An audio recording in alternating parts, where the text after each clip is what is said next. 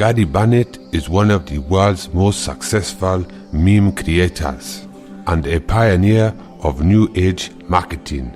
There is not a special interest group on the planet who has not used his services. He is in high demand by everybody on the political spectrum. His clients range from Hillary Clinton, Donald Trump, the Conservative Party, the Labour Party, the Green Party, Greenpeace, Black Lives Matter. Gary will literally work for anybody, making him one of the most wealthy meme creators on the planet alive today.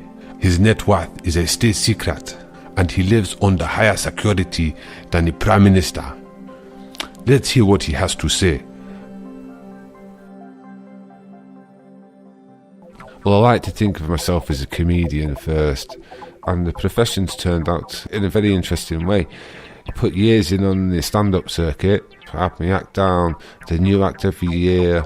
You know, I worked it hard, and just from being online, I started to transfer my jokes to digital images, and I shared them online, and it really took off.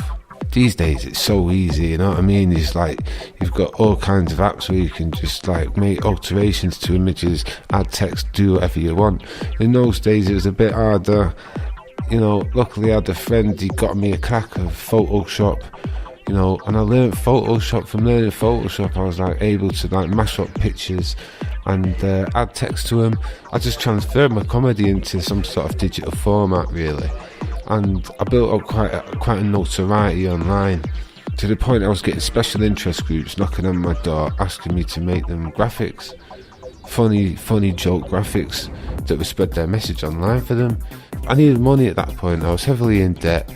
I just thought, why not make, you know, a silly joke for the Conservative Party and get paid $3,000, you know what I mean? And now they pay me a lot more, you know what I mean? $3,000 was back in them days, and I'm telling you, that $3,000 for them was worth it, mate. You know what I mean? Because who's in power? Okay, let's say no more. I mean, can you believe it? Like, it's comedians is pushing the consensus. The comedians are pushing the political conversation all around the world now. You know what I mean? Wherever you go, you know what I mean, you get online, and straight away there's a load of memes coming up. Indonesia, China, Italy, wherever you go, Africa. We've got translators who translate my work, and it gets, you know, flung out in Africa, Russia. Big client, serious client there. But I'm not allowed to talk about that one too much. But, you know, you can know that I'm my client.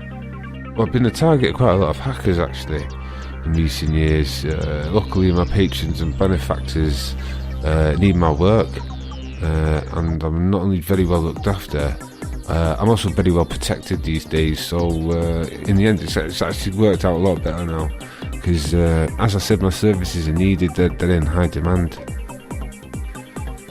Yeah, for a little while I had like a main rival kind of character. No one knew who he was. He was like some anonymous thing, and I got the tip off that he was like some 12-year-old from Poland.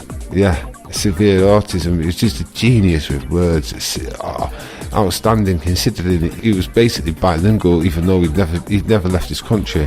You know what I mean? He was an infamous online bully, but you couldn't do him because he was in Poland, so he didn't need money, because he got all of this like Bitcoin thing sorted out from his hacking days. So he just ended up like getting super obsessed, hacked into like all these girls like computers, and just had this constant feed. Like he bought all of these like big screen TVs, like, you know, it's had this room just full of like screens just constantly streaming, and he was like doing weird things like hacking their life, hacking their phones, hacking their bank accounts, putting money in their bank accounts, stuff like that. I mean, he wanted them to fall in love with him, but like, are you going to fall in love with your stalker? I'm not sure. He went mental, innit? Like, and I think they pulled him out. Like, he's a commodity for certain special interest groups, and they couldn't afford to have him go off the bubble.